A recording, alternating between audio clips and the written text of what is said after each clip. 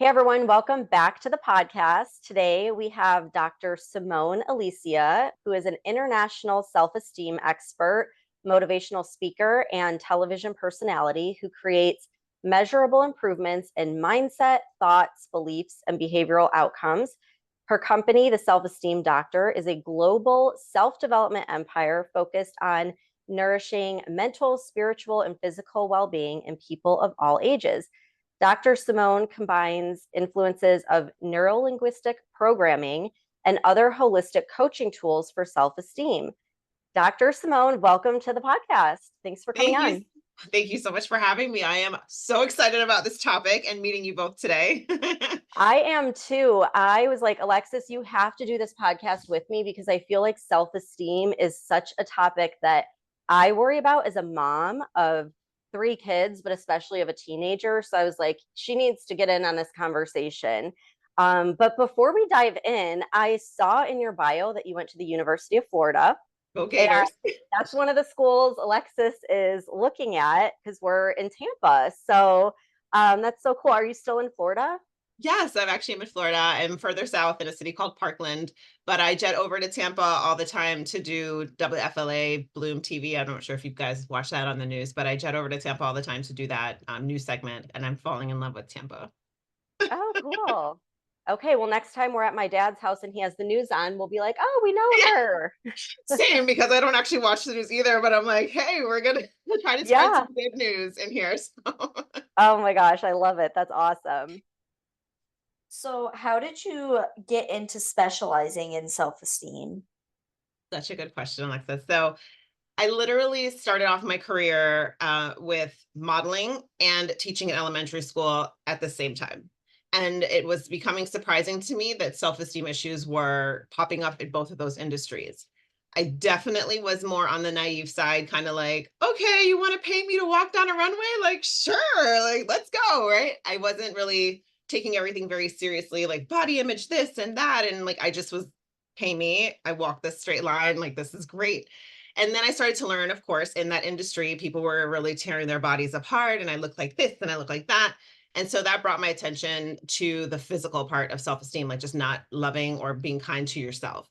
And then in the elementary school setting, I've got little kids around 8 years old in my classroom that are saying things to me like, am I fat? And I'm like, what? You're like 8. What is happening? Like I was a combination of like mad and sad and like wanted to scream, but wanted to educate. And I was just like, what is happening? And then I saw that kind of go further and further in the elementary school setting. Like, do I think I can take this test? Am I smart enough? Nobody wants to be my friend. And it was like, this is way more than looks. It's way more than body image. It just is a really big topic. And I remember kept saying, somebody should do something about this self-esteem. Somebody should do something. And one day I did a runway show and I heard the models backstage talking smack about themselves. And then then I came off the runway, and in the audience, these little girls had gathered and they were like, I just love them and I want to be just like them. And I'm like, no, no, you don't. You don't want to be like this. And I'm like, finally, someone better teach self-esteem. It's me, isn't it? This is my job. I saw the sign. So that's kind of what brought me here. And I was like, okay, I see. And then from there, it's been a journey of just awesome, delicious unfolding of all the things to kind of like make it what it is today.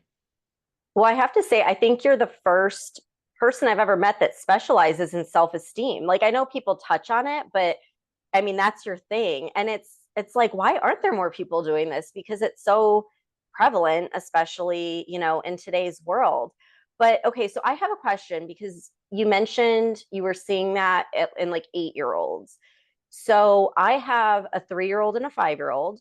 And I know like you have your background in NLP, so I'm sure you're aware of like the subconscious mind and everything and how that's so integral, like up to age 7, like what we're feeding them is like going to form their beliefs later in life. So is there anything that parents should be doing or any ways that we should be addressing it at that young of an age to kind of like prime their subconscious? Or, I mean, is this just something that kind of we should focus on more when they get around that age of 8?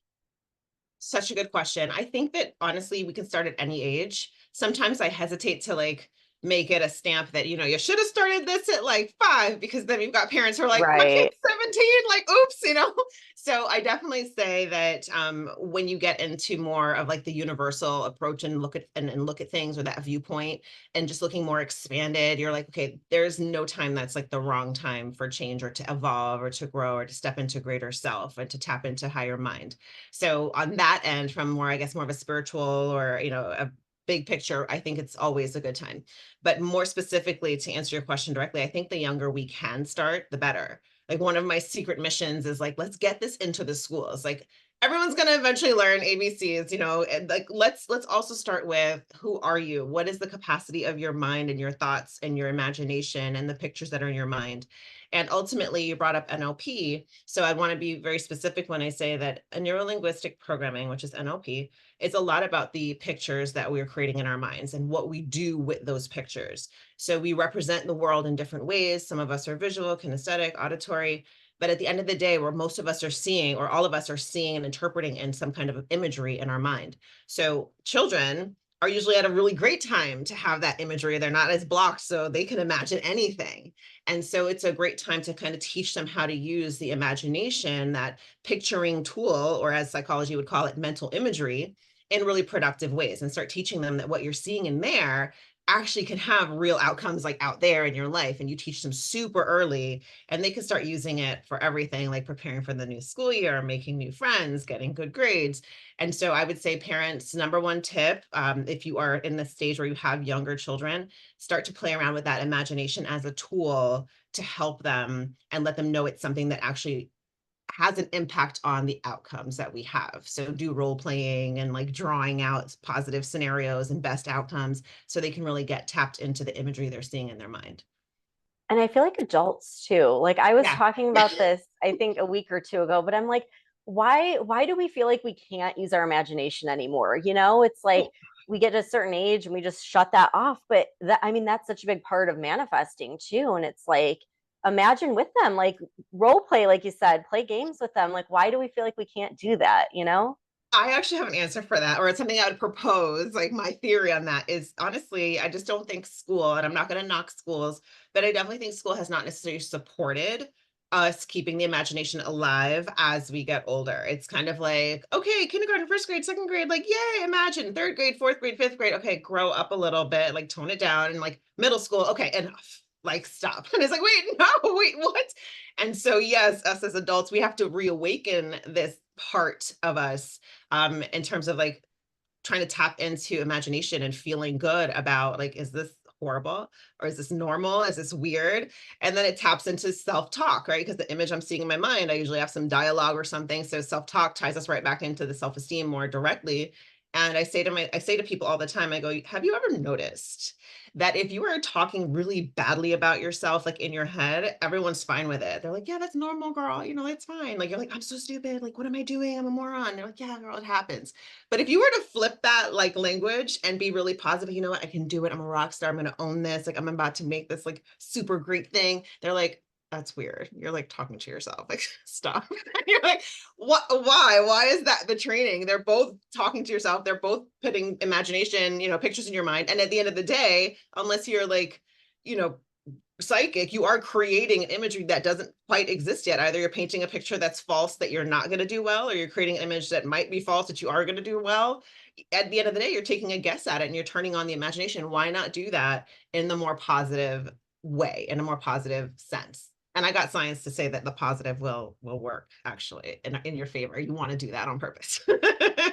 Yeah, well, it is true. I feel like if you talk bad about yourself, it's normal, like you said. But if you talk good about yourself, it's like, oh, you're being Yes. conceited or something, or you're like, Yeah. she's so full of herself. Yeah.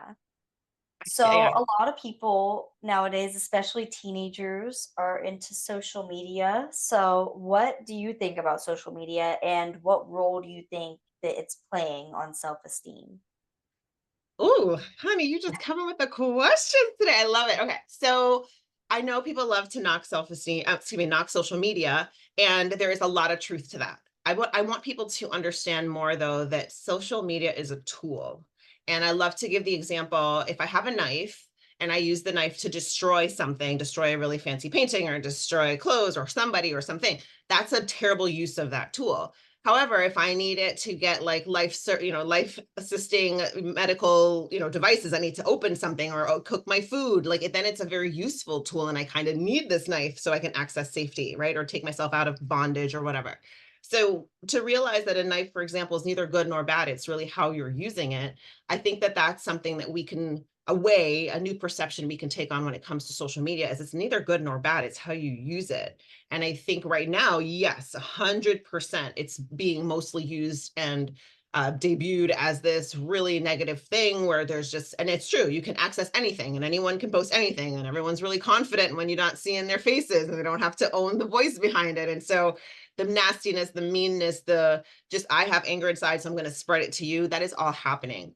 I would love to open people's eyes to another side that you can curate your feed, you can curate your social media so that it becomes a place of joy for you. It can be a place of inspiration for you. When I scroll through, it's like I'm in school practically when I'm on my social media. I'm like, oh, something about the brain, something about the heart, something about self-esteem, something about manifestation, something about kids, a tool. So that's what my social media experience is like because I've curated my feed specifically to feed me that way and not to take away happiness and joy for me. So it is definitely something that's damaging. It can be damaging if used in that way. But I definitely think that what we can do is start to teach, like parents out there, we can start to teach our kids when they do have social media, how to navigate it and how to use it as something that is empowering for you a little bit more. I'm glad you said that because I feel like parents, we beat ourselves up. It's like whether you allow your kid on it or not, like we don't know what the right choice is. And then we feel like we're being judged because we let our kid have a social media account.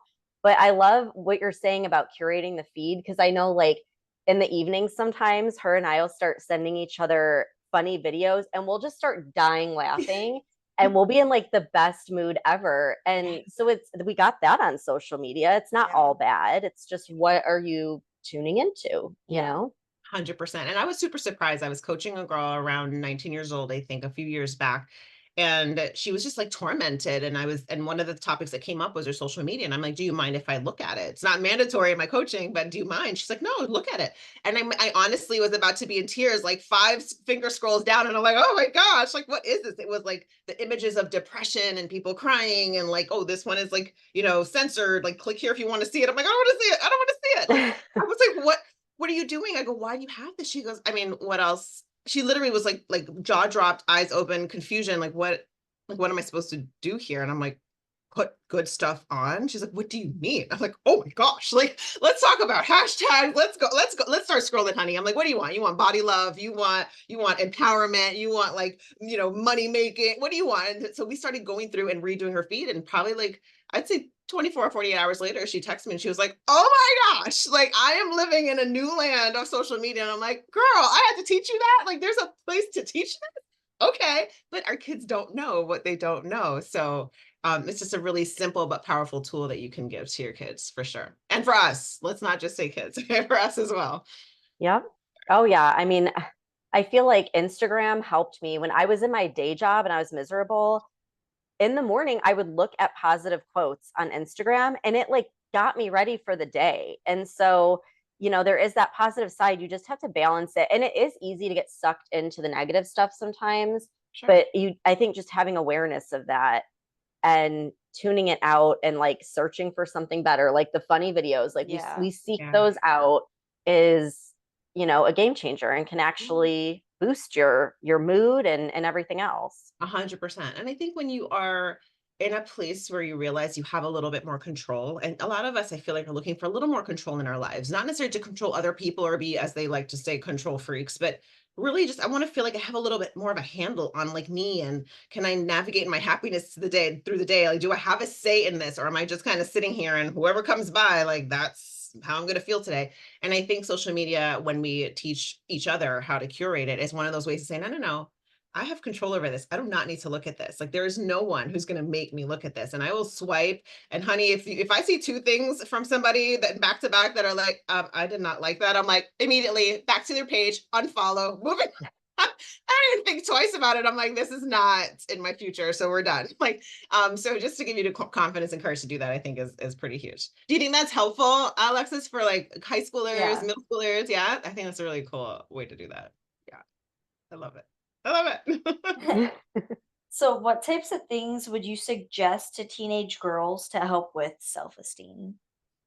Oh, so when it comes to our teen girls, and first I want to kind of put it out there, everyone who's listening, like there are self-esteem issues happening for every human being on every single stage, every age, every gender, everything. And so we do focus in on our teen girls a lot because that's been like an area that has been brought to our attention more. But I just want to kind of throw it out there if you have a young boy or a son, or if you're an older male happening to be tuned in, that this is also things that you can that apply to you as well.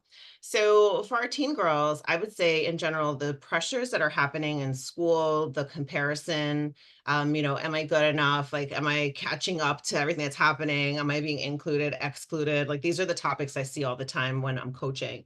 And one of the most important things I have learned personally in coaching teens is making sure that you guys understand a deeper sense of what, why, and how about yourself. Because sometimes those elements are going to come. The things that make you doubt are coming for you, but who are you when they come? So I'm going to give you guys an example. And if you are listening and just trying to turn on your imagination a little bit. So I want you to imagine that I've got like a piece of paper towel. And if that paper towel, it's just there and I soak it with like water. I spray it down with like spray bottle of water. It starts to kind of get soft, kind of falls apart. Like it's just not whole anymore, right? That's kind of like us when we don't know the why, the what, and the how of our own inner power. We just don't know. So everything that comes on is like that spray bottle of water. It's just like soaking us to the bone and tearing us apart. But what I say is that when you learn self-esteem tools and confidence building tools and mindset building tools, the power of your imagination and more things that I'm sure we'll get into in this chat, it's like putting that paper towel inside of like a little sleeve or in a Ziploc bag. And so now here come the same exact influences, right? Spray bottle is spraying, spraying, spraying, and the Ziploc bag is getting soaked, but you are kind of inside there more protected. So it's not that we're going to just teach you self-esteem and then no one will bother you ever again. It's just that when they're bothering you, it will not impact you in a way that tears you apart. It'll still kind of like be wet and be yucky and be like, I don't want this, and like kind of obstruct your view a little bit. And you'll maybe lose a little clarity and feel frustrated and annoyed, but the essence of you won't be torn to shreds, literally, because we need the tools. So I would advise teenage girls to, if you're into reading, pull some self-development books as part of your reading tools. If you're on social, look up the people who are like thought leaders and talking about confidence and mindset and attitude. Just really expose yourself more because it becomes like that Ziploc bag around your being that can help to protect you when you experience these things. So that would be my biggest advice, and making sure to really recognize in all of that studying that you have everything that it takes to tap into all of these tools because we're born with these tools. So you're not the one person who doesn't have it. You've got it. You just have to kind of learn how to unlock it and utilize it. And you can see a huge difference in your life and how you feel and walk through your day every day. Now, are there any books that you're like, absolutely everyone should read this? I know before we recorded, we were talking about like Neville Goddard and Wallace Wattles. Is there a favorite where you're like, everyone should read this? It's just like a classic. Okay, so I'm going to attempt to give you an answer to this, but let me kind of fiddle my way through as I get there. I am a really big believer that there's not a one size fits all for everyone. And I'm also a big believer in like there's these seasons of your life that something you may read might have a huge impact. And then like another season, it might not. It's like not the time for that book per se, or you're not in that state. So much of it depends on who you are as you approach this book. Like, where are you in your life? What's your state of mind?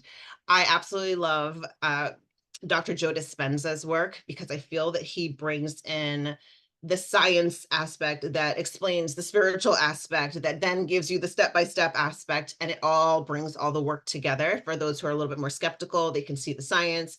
For those who really want the spiritual, they get an element of that as well. And so I love that, but I think if you're a teenager, that might be like a far reach for the first read. So I wouldn't necessarily jump into a Joe Dispenza, maybe one of his bigger books, but maybe some podcasts where he's talking, something like that.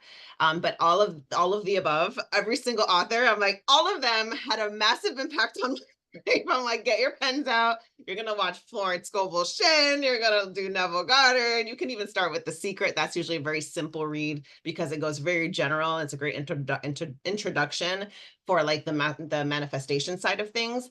But when it comes to self-esteem and truly just loving and believing in yourself, I actually have a book that I've put out that's 33 really quick bulleted steps for you to use self-esteem in the building of self-esteem, but also in the reduction of our stress that we live day to day. It's called 33 Ways to Reduce Stress and Raise Self-Esteem. So that's one I would recommend. Shameless plug, but but I love when think there's a bulleted list. I feel like yes, that's so helpful because some of yes. us like need that. Like it's, it helps you organize your thoughts. If you don't want to sit through like a long chapter book, it's nice to have those bullet points. Thank you, because that's how I feel. I become a big reader over my later years here, but generally and early on in my earlier life. So there's hope if you don't like reading, there's hope for you because I was not the one that liked to read. I'm like, oh, really? Is there a movie? Is there cliff notes? Can someone give me a summary? Like, and so I was like, if I'm writing this book, it's every page is one tool with a little bit of a snippet and one tool and a snippet that you can use, just so you have 33 different tips, tools, and options to help you. So I appreciate your appreciation because that's how I would have needed that to learn initially as well.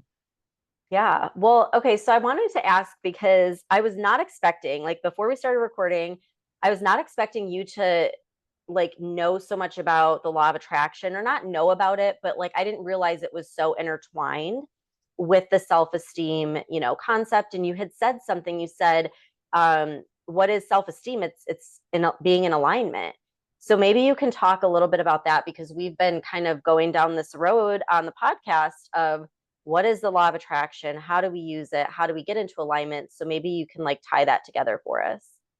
I'm cracking my knuckles on this. I'm like, go, like, let's go. Okay, grab your notebooks, Just a y'all. small ask, no big deal. No big deal. Just a little life-changing nugget here.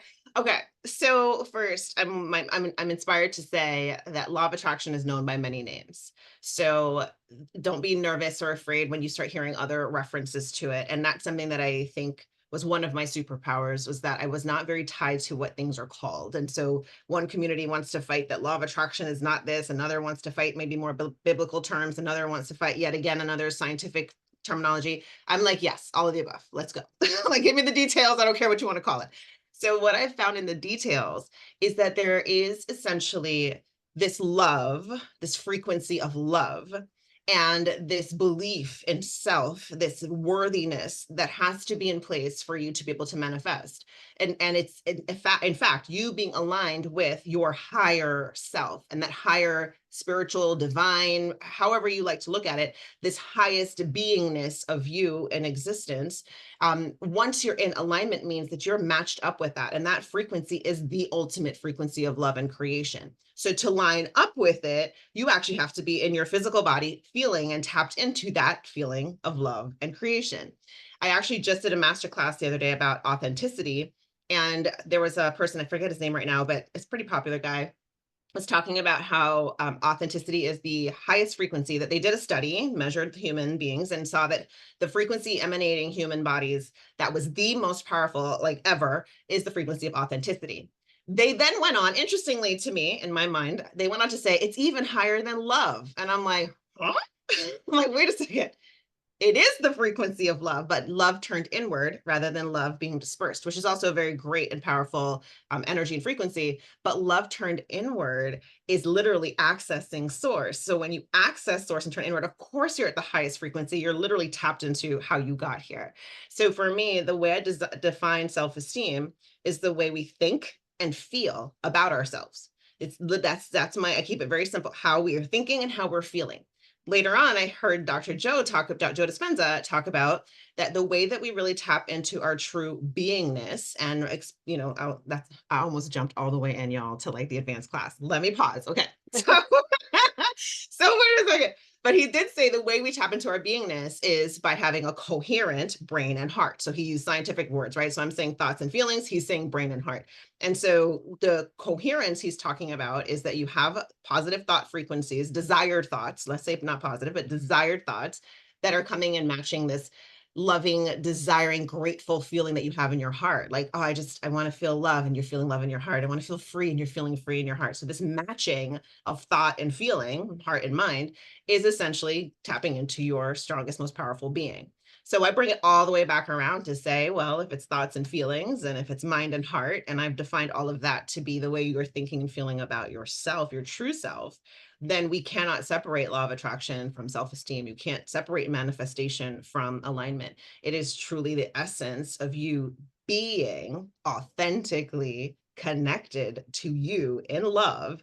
And then you allow that portal, if you will, to pour everything in on you that you want in your life. So they are very much together. How'd I do? Yeah. Did I take it too far?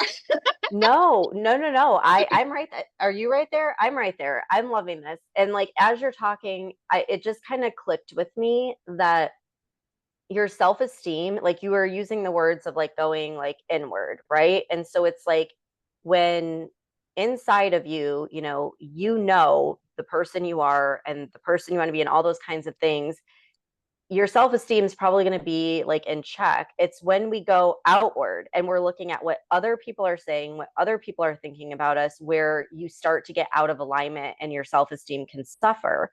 Right. I mean, that like it just clicked as you said it, like, oh my gosh, this is so, I get it, 100%, 100%. And then that's what most of us are in fact taught to calibrate on, because if you say to someone without any education, without the how, what, and why, go and tune in, like, what does that even mean? Like, who tune into what? Like, I don't, the people literally don't know what those words mean, because again, academically and in our early years, everything is really about, oh, you got an A, like you did good in class, like you produced this A and now you got celebrated and you wore this cute outfit and everyone celebrated you and you did. So you're constantly getting this outward validation, and you're never actually taught, like, that's great. I love a good compliment. I love to give a good compliment. I love sincerity and sharing, letting people know when they're awesome.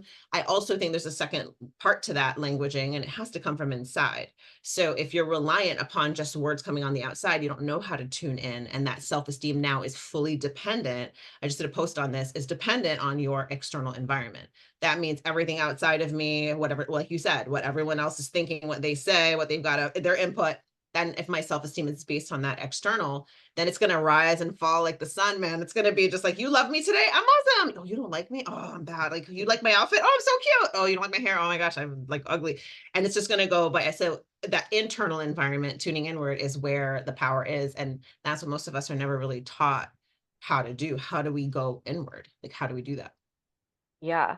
Well, how would you start that with like kids, for example? Like, is there something that parents can do, like a practice or a game? I mean, you had said role playing and like using imagination earlier, to like kind of teach them that or instill that in a young age. So as they get to be her age, they have that confidence and they, you know how to overcome these big things like not making the team at school or getting bullied or, something big that comes up when they're older. 100%. So I would actually give them a couple of tools, and some of these you may have already heard over time. But number one, when our children produce something, especially in those younger years, they have, little crafts or a little drawing they bring to you. Start the practice of saying, well, what do you think of it? Right? Like when they bring it to you and they're like, oh, look. And at first we're always like, it's like, what is it? But it's perfect. We love it. If we could, before the praise, because I'm all about it still, and I know some may disagree, but before that, if I say, okay, whoa, wait, what do you think about it? Right. And then you're encouraging them to like, and if they're kind of like, I don't like it, you're like, well, okay, maybe you don't like all of it, but what's your favorite part of it? And then you start to encourage them to self-assess in a positive way. Okay, maybe it was hard and it took long and all the complaints they may give if they're not feeling it. It's like, but tell me one thing you feel so proud of about this thing.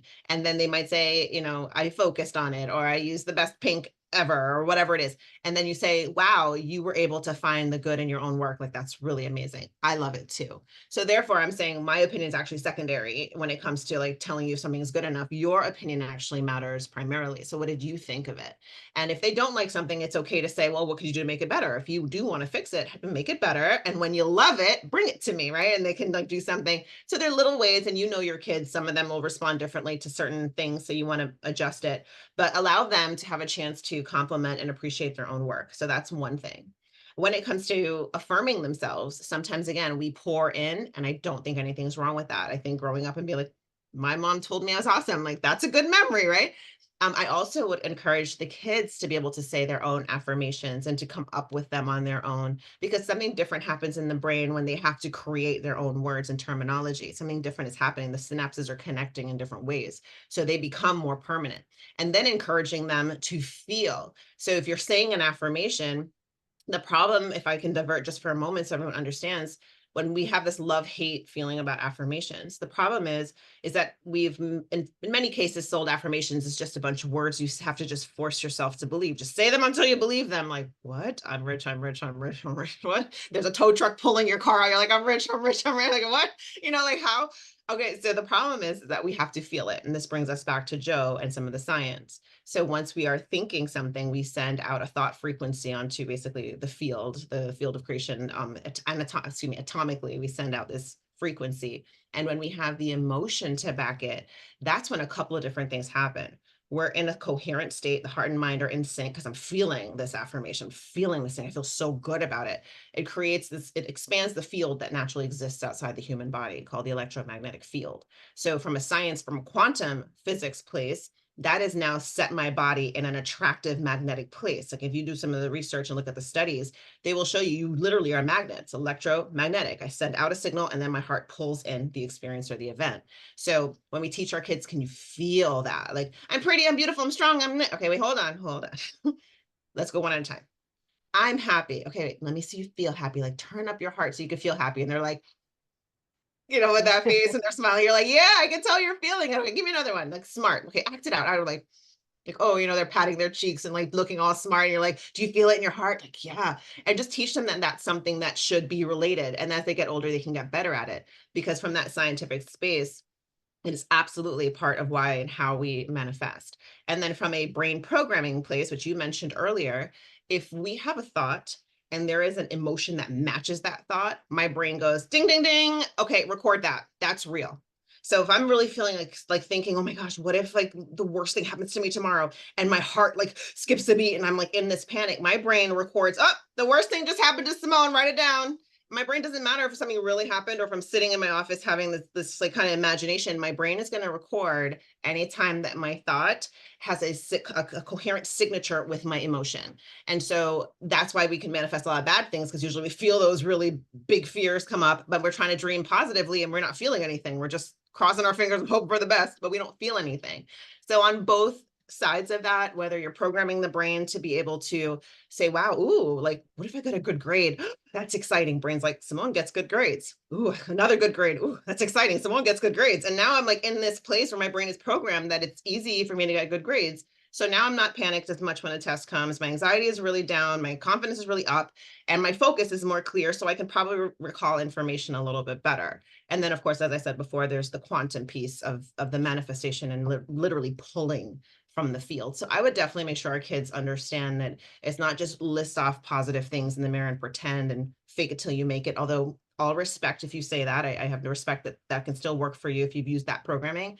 But for me, literally faking is, you tell your brain, I feel good, but it's fake, right? So your brain's like, okay, don't listen to that. It's fake, right? So it's practicing till you become, it's tapping in, it's tuning in, it's elevating your emotion, but it's not faking quite in my professional opinion there. But those are great things to start with your kids. The affirmations, complimenting themselves, gratitude at the end of the day, just being appreciative of things like that are great ways to start getting them tuned in. Remember when we used to do the gratitude game Yeah. on the way to school? Because she, when she was younger, she had to go to like before school care. That was awful. Like I would have mom guilt because she didn't want to go. And I was like, okay, how can we start the day off better where we're like in a, happy type of mood or whatever. So we started the manifestation, or not the manifestation game, the gratitude game. And every day, like on the ride to school, we would each say 3 things we're grateful for. And it could be something we already are grateful for, or it could be something we like want to have, but we're giving gratitude for it now. And I feel like that really helped. Do you remember that? Like, do you Yeah. think that helped? Yeah, and we would try to like outdo each other with like the things we're grateful for. Yeah, she'd be like, "Oh, mom, I have one." And she'd try to like over, like top it. Yeah. And I think it changed the mood like almost instantly. Yeah. Oh, that is so, you're not going to believe what I'm about to tell you. I created a game called the appreciation game, which obviously is the same as the gratitude concept. And literally it just gives you like little prompts. I can't even show you my nails right now. There's a situation. So, but like Mine they're too. little prompts. And then there's like surprise cards. So it turns it into like a game that you can play in a circle with someone and like win more cards. So you still get that competitive feel, but everyone's competing while being grateful and thankful. And I'm like, who wins at the end of this game? Everybody, because you just spent like 30 minutes listing things you're grateful for in different topics and categories. So that I'm like, we're the same people. I love this. I love it. And it Thank you. works. And it works for parents too, because the whole reason I wanted to do it was to get her in a better mood so she Yes. wouldn't cry when I left for work. And then, but it would make me in a better mood. And, we'd be like laughing by the time we got to school. And I think that's when you like quit crying every day was when we started doing that game. That's So so good. And that's the intention. Like everyone listening, I want you guys to understand, like that's intention. You could probably do that in a couple different ways, right? But it's the intention behind, I would love to kind of shift this target emotion. I don't want her to be aimed consistently at the sadness and the, like not feeling good about this. How can we shift so the mindset is pointing a different direction? Her emotions have elevated in a different direction. And so you got her coherent and like, well, that is actually kind of good. And this is kind of good. And like, okay, now I feel kind of good because that's kind of good. And I just beat mom because my thing was way better than her thing. And like, okay, mom, see you later. Like, I'm gone.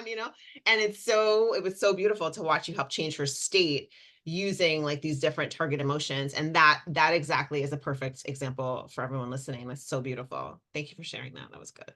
yeah, I love that you have the same game. It's like, okay, this is definitely a genius idea. We all need to be doing it. So on the flip side, like I don't want to be, negative or anything, but is there anything that you see in your work that parents maybe should avoid doing? Maybe they're unintentionally, I don't want to say hurting their child's self-esteem, but maybe there's something we're not aware of where it's just like, yeah, maybe cut that out. Is there anything like that that you can think of that we should bring awareness to? Yeah, I think the first couple things that pop into mind is when we have our children dependent completely on our compliments and our affirmations. I think when they're reliant on us for all the moments of feeling good. For example, if you and Alexis were driving in the car in the situation you just gave us, but you were kind of just saying to her, you should be grateful for this, and you should be grateful for that. And don't you remember, like, grandma was here and Titi was there, and remember, and you got this for your birthday, and like kind of Like, pumping be her full of them. grateful. Right, Try yeah, to be force grateful. it. Like I just made a list, right? It seems like it's a great reminder, for some parents. And again, we're not judging here because we do the best we can with what we know and what we think we know and what we can access. But that would have not been as effective as when she had to go into her mind and generate it, because it allowed her to change her mind. Like her mind was going on, I don't want to go to this place. This place is awful. I'm just going to cry it out. And then you're like, well, can you think of something you're grateful for? And she's like, okay, hold off on the crying out just 1 second. I need to find something I'm grateful for. And it's like, okay, I'm grateful for this. And like, I'm going to go back to crying. Okay, you can, but it's your turn again. Like, okay, fine. Okay, I can't cry right now at all because I need to win this game. And so now it's like completely this shift. So I would say when we overly try to feed, push, convince the gratitude, the thankfulness, the happiness, the joy, the praise, I think it just takes the power out of our kids' hands where they just keep relying on it to come externally. I think that's probably one of the biggest things. And something else was coming to mind, but it's kind of slipping a little bit now. But giving our children, I think one of the mistakes we make is just not letting them practice that voice and positive thinking, positive self-talk, redirecting your focus to things that are good and what's working. It takes practice. My other one is the way we model. I think that we don't realize how much our children watch us, see us, observe us, hear us, and things that we might not think are like negative or bad per se. When they watch it and then they duplicate it, we don't like how it looks in the mirror. So like maybe I'm standing up and being like, oh gosh, I look awful today. Like, what's wrong with me? And like, even makeup can't help this face, right? And then my kid's over there or in another room, but they're hearing miraculously, they hear everything you don't want them to hear. If Yeah. anyone hasn't got caught up to this just yet. Right. And then all of a sudden, 2 days later, I hear my precious daughter, whether she's 8 or 10 or whatever, or 15, saying, oh my gosh, I hate my face. And then I'm going to literally, me hearing that from her is like a different, I don't remember that I just said that. I didn't feel this way when I said it. It wasn't a big deal when I said it, but I hear it back and I'm like, how dare you tell me you're It's like, and so I think sometimes the mistake we make is thinking that we can live one way and tell our kids to live another way. We need to be the walking evidence that this is possible. And it doesn't mean faking it. It means just being authentically the voice that you would love to hear echoed back from your kids. So you might think you just don't look great one day. Hi, welcome to being human. So I can be like, okay, not my best day, but I'm thankful that I got things together. Let's go, honey, right? And that's it. Like, I don't have to break it down. And then my kid will be in her day, like, well, not my best day, but hey, I got it. I'm grooving. I got this. And she can still face today. So modeling, I think, is an important thing we can do that we don't often do. We show something else and then we teach something else. And our kids are like, I don't know what you're going through, but like, no. That's so true. And I feel like for everything in life, it's like with the law of attraction too, the best way to teach is just by you doing it. Like, I think that's how you learned a lot, was just through me living that lifestyle. It wasn't like you have to do this, this, and this. It was like, it was just a part of life because we modeled that in our home. And that can probably be said for anything when it comes to, self-esteem, confidence. But you made me think the other day, I was getting ready, I was putting my makeup on, and my 5-year-old, Amelia, she was like, Mommy, you don't need any makeup on. Your face is so beautiful without it. And she said, why do you keep putting that on? And then I'm like thinking, how am I supposed to answer that? Because I don't want to say like, yes, I need, need Right. makeup and make it like into a thing. So I was just like, well, I just think it's so much fun. And I just love these colors, don't you? And she was Oh, like, yeah, that's a pretty color. Because I don't know, so I good. just, was trying to be conscientious of like what I'm saying, because I have, thought about that before. And I'm sure I've said things around you before where I shouldn't about my looks. But I think the more we can have awareness of that and have a reminder, the better. Because I'm sure 100%. we all do it from time to time, Absolutely. This is definitely not a journey of like, and I've never gotten it wrong ever. This is a journey of, and even when I do get it quote unquote wrong, which I don't even think I like the use of that word in this case, but when I slip up or whatever, it's just more opportunities for learning. It's more opportunities to strengthen, to hear your inner voice externalized and say, well, wait, whoa, I want to clean that up. I do want to tune in. So for me, it's kind of like, you may have heard Abraham Hicks use this example. I think I'm using it differently, but it's almost like the gas gauge. Like, I'm just kind of seeing, like, if I heard myself say that, I'm like, okay, that's indication that I'm on E right now. Nobody panic. I'm going to go refill because I really didn't mean to say that. I said it and I didn't mean it when I said it, but clearly I've got something else I'm going to work on. So it's all good. And it's just an indicator. Instead of being like, now toss the whole car, I failed at life, like this, I've messed the whole thing up. Or like, just put some fuel in, we're good to go. And so that's how I would look at those things. Like, it's life. We're going to do all of the above. But I love what you did with your daughter. I love that you turned it into being about the colors and about the experience and about it being fun. I think that was beautiful. And at age appropriate explanations also, I think that was really, really sweet. That was nice. Yeah, I mean, we're trying. I feel like I get to kind of fix some of these mistakes with the younger ones, because with you, I was much younger and there is no telling what I said. So sorry, but it turned out great. So, I mean, I must have done something right. Yeah.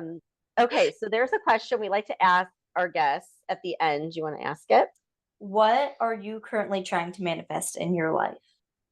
Oh, okay.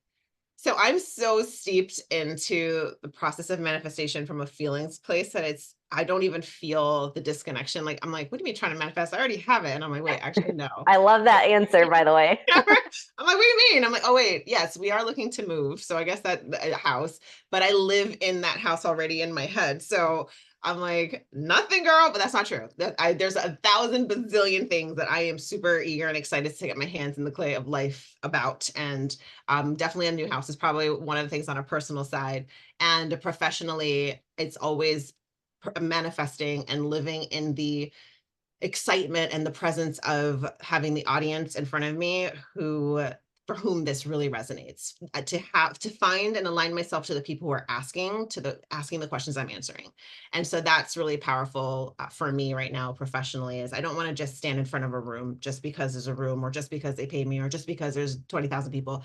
I want to stand in front of a room where people are like, I'm hungry, and I'm hungry for what you've got, Simone. And I'm like, well, I'm cooking. Watch me cook. Like, here, I'm feeding y'all. And like, that is what I'm constantly living in the state of. And I'd have to say manifesting in every minute. So thank goodness. And this conversation is one of these beautiful examples right here. Oh, I love it. Your energy is contagious. Isn't it like contagious? Yeah. I'm like, can we hang out? We're in Florida. Just come over. We'll hang I'll be out. Like, right I just there. absolutely love it. I will be right there. Say less. Alexis can teach me some more TikTok dances. My daughter's got me caught up pretty well, but Alexis, you can add, and then we can have dinner. Like, listen, I'm already there. We'll make a whole night of it. It'll be great.